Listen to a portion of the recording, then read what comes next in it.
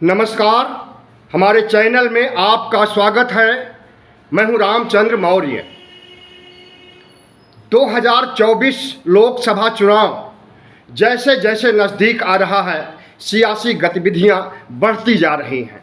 चुनाव प्रचार के लिए सभी फार्मूले अपनाए जा रहे हैं और राजनीतिक तिकड़म गोटियां अपने अपने पक्ष में बिठाई जा रही हैं। भारतीय जनता पार्टी ने आरएसएस को सक्रिय कर दिया है, बूथ लेवल पर काम शुरू हो गया है और इंडिया भी पीछे नहीं है। इंडिया यानी विपक्षी दलों का गठबंधन पूरे देश में सक्रिय हो गया है और रैलियां जल्द ही शुरू होने वाली हैं। 3 बैठकें हो चुकी हैं और इन बैठकों के बाद जिस तरह से इंडिया उभर करके एक ताकतवर गठबंधन के रूप में सामने आया है, उससे भारतीय जनता पार्टी के हौसले पस्त हो गए हैं और कांग्रेस तथा सभी विपक्षी पार्टियों के हौसले बुलंद हो गए हैं। इंडिया शब्द को ही लेकर के भारतीय जनता पार्टी में कोहराम मचा हुआ है। आरएसएस में और तमाम हिंदू संगठनों में इंडिया को लेकर के जिस तरह से प्रतिक्रिया हो रही है और इंडिया शब्द को संविधान से हटाने की चाल चली जा रही है। इंडिया शब्द को भारतीय सरकारी गजट से और तमाम सरकारी महकमों से या उसके नाम पर जितने भी लोक लुभावन योजनाएं बनाई गई हैं, उन्हें भी इंडिया शब्द से परहेज होने लगा है और इन सब के नाम बदलने की फितरत शुरू हो गई। सबसे पहले संविधान पर निशाना साधा जा रहा है।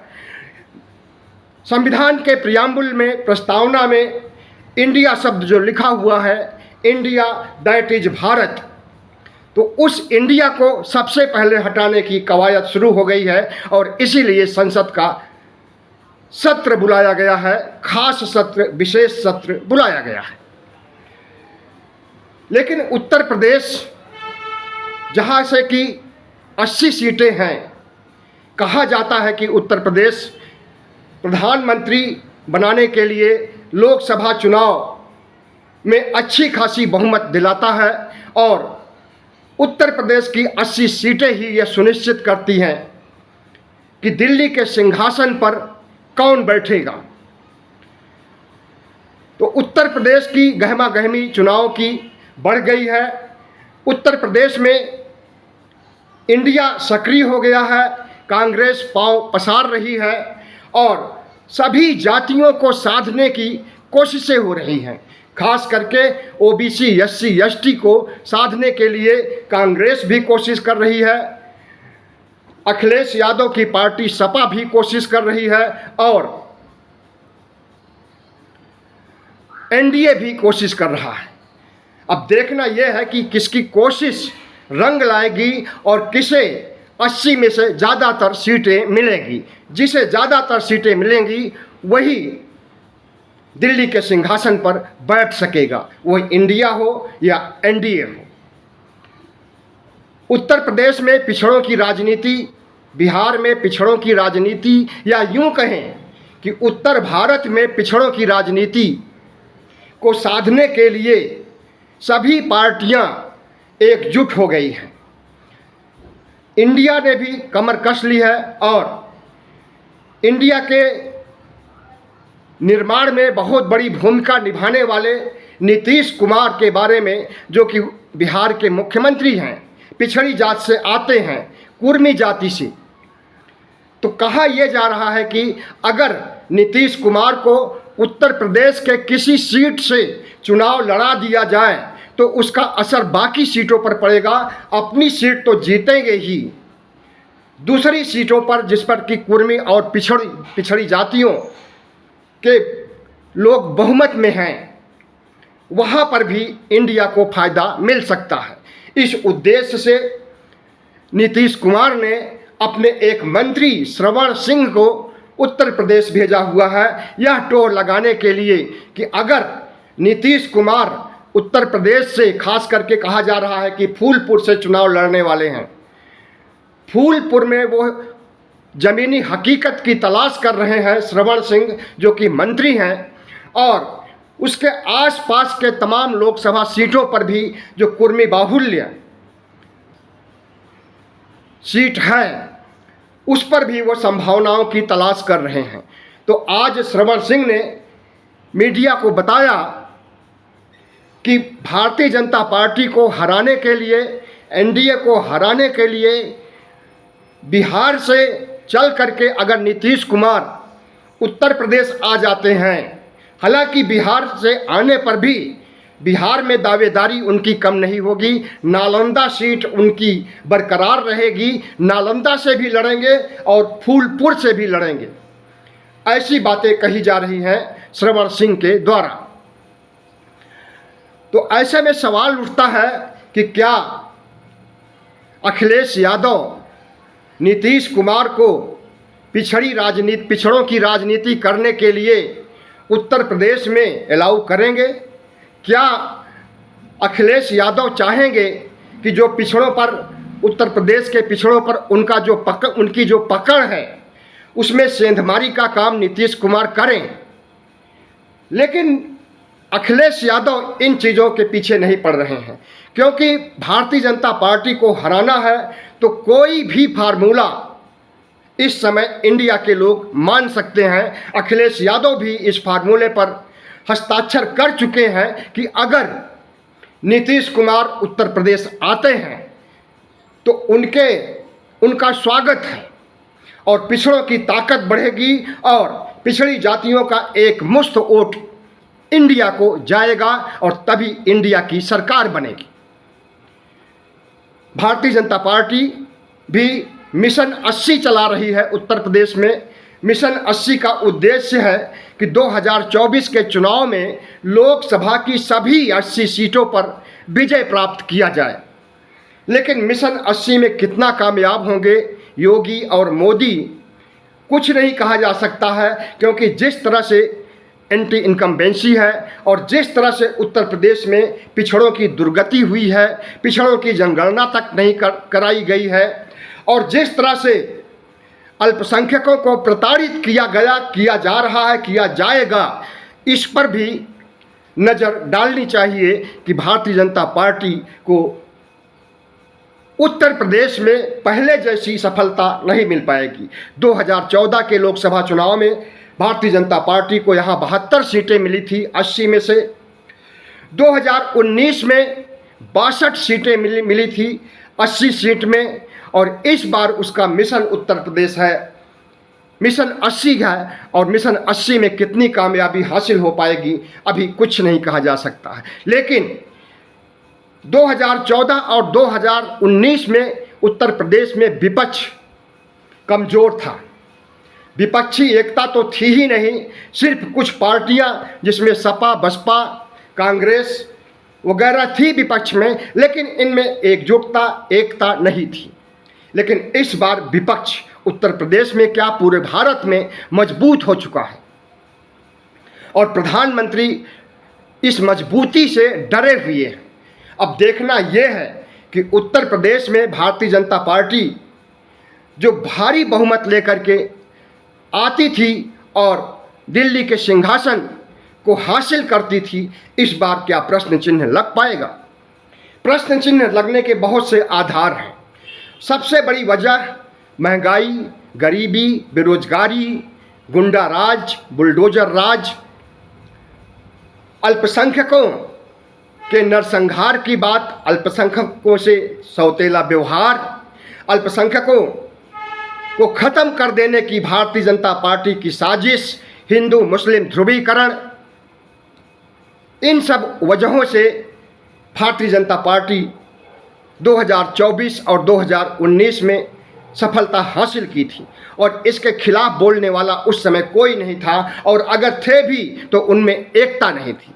लेकिन इस बार एकता है और समस्त विपक्षी दलों का गठबंधन इंडिया इतना मजबूत हो गया है कि उससे प्रधानमंत्री नरेंद्र मोदी परेशान हैं, हताश हैं, बौखलाए हुए हैं और डरे हुए हैं। और उसी डर की वजह है कि भारत का नाम जो इंडिया है उसे भी मिटाने की कोशिश की जा रही है।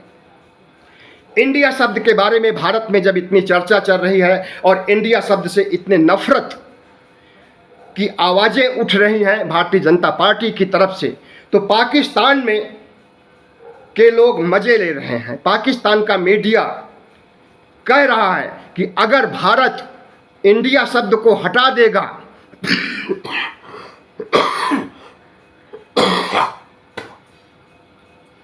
संविधान से, तो निश्चित रूप से पाकिस्तान विचार करेगा कि वह अपना नाम इंडिया रख ले। अब इसे एक चेतावनी भी समझी जा रही है कि पाकिस्तान ने ललकारा है कि अगर इंडिया शब्द हटाया गया तो इंडिया शब्द को हम हड़प लेंगे। अब देखना यह है कि प्रधानमंत्री नरेंद्र मोदी और इनकी ट्रोल आर्मी, ट्रोल ब्रिगेड, भगवा गैंग पाकिस्तान के इस धमकी से या चेतावनी से कितना आहत होते हैं और क्या इंडिया के खिलाफ वैसे ही जहर उगलेंगे जैसे कि अभी उगलते रहे हैं, और क्या अपनी रणनीति में कोई परिवर्तन करेंगे। संविधान से इंडिया शब्द हटाने की जो उनकी मंशा थी, क्या उस मंशा पर रोक लगाएंगे, यह तो 2-4 दिन में पता चल जाएगा। लेकिन इतना निश्चित है कि भारतीय जनता पार्टी के डर की सबसे बड़ी वजह यही है कि इंडिया का मजबूत होना, इंडिया का खड़ा होना और इंडिया के पक्ष में जो आहटें आ रही हैं मतदाताओं की, लगभग 95 करोड़ मतदाता पूरे देश में हैं और इन 95 करोड़ मतदाताओं से आहट आ रही है और सबकी जुबान से यही आवाज़ आ रही है, इंडिया जीतेगा।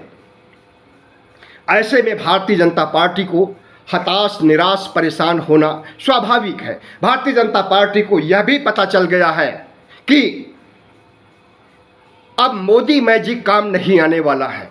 आरएसएस खुद मान रहा है कि अब मोदी मैजिक नहीं चलेगा। 2014 और 2019 में मोदी मैजिक का बहुत बड़ा हाथ रहा है चुनाव जिताने में।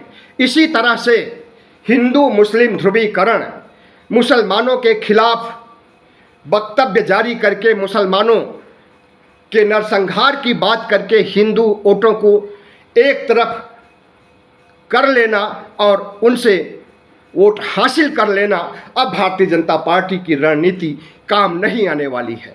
तो आरएसएस जब मान चुका है कि हिंदू मुस्लिम ध्रुवीकरण नहीं चलेगा और मोदी मैजिक नहीं चलेगा, तो कौन सा ऐसा एजेंडा उसके पास है जिससे कि 2024 को जीता जा सके।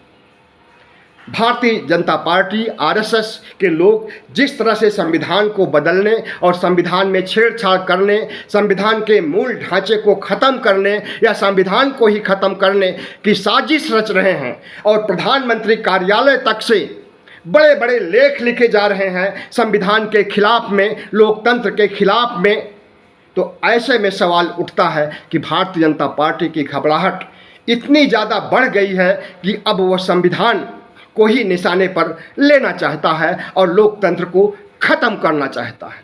आपको याद होना चाहिए कि जब पिछले कुछ महीने पहले नई संसद भवन का उद्घाटन किया गया था तो उसमें सिंगोल की पूजा की गई थी। सिंगोल राजतंत्र का प्रतीक होता है। सिंगोल उस समय एक राजवंश द्वारा दूसरे राजवंश या दूसरे उत्तराधिकारी को उपहार स्वरूप दिया जाता है। राजतंत्र का प्रतीक सिंगोल के सामने साष्टांग पड़ जाने से प्रधानमंत्री की नीयत का पता चल गया कि सिंगोल को कितना महत्व देते हैं। सिंगोल को महत्व देने का मतलब कि राजतंत्र को कितना महत्व देते हैं।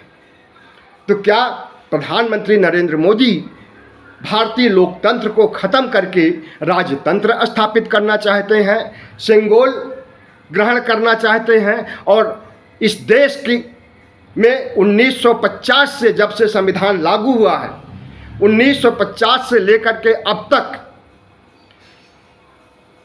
जिस तरह से देश चलता रहा है, संविधान के आधार पर चलता रहा है, क्या उस संविधान के राज को ख़त्म कर देंगे, इस पर भी सवाल उठने लगा है।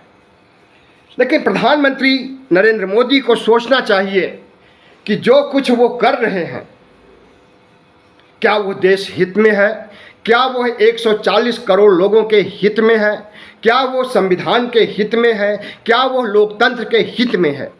कतई नहीं है। भारतीय जनता पार्टी और आरएसएस का लोकतंत्र में भी विश्वास नहीं रहा है शुरू से। जब से आरएसएस का गठन हुआ है तभी से आरएसएस सक्रिय है भारत को हिंदू राष्ट्र बनाने के लिए।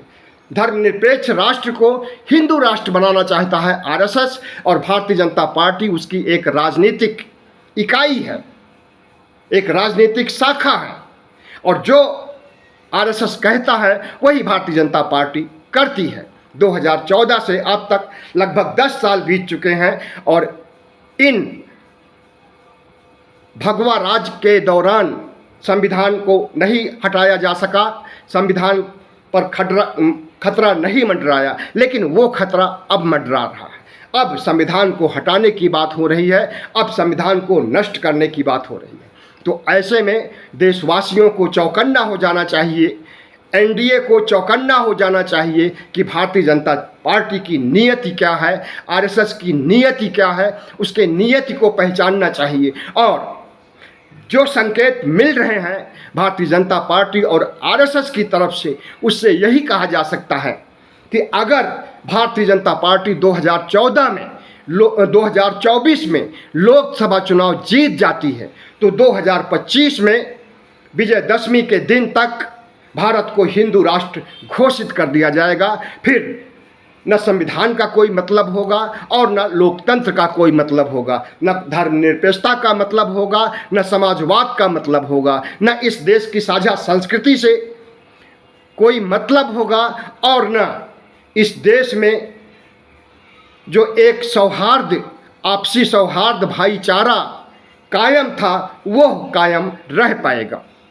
तो भारतीय जनता पार्टी को जब दिख रहा है कि उसकी हार सामने है तो वह तरह तरह के फार्मूले अपना रही है। ऐसे में इंडिया को भी ध्यान देना चाहिए कि किस रणनीति से, किस जुगत से, किस एजेंडे से भारतीय जनता पार्टी को हराया जा सकता है। और अगर नहीं हराया जा सकेगा तो 2024 का चुनाव तो होगा, लेकिन 2029 का चुनाव होना मुश्किल ही हो जाएगा, क्योंकि तब तक भारत संविधान पर नहीं होगा, आधारित नहीं होगा। यहाँ पर राजतंत्र स्थापित हो जाएगा और भारत हिंदू राष्ट्र बन जाएगा।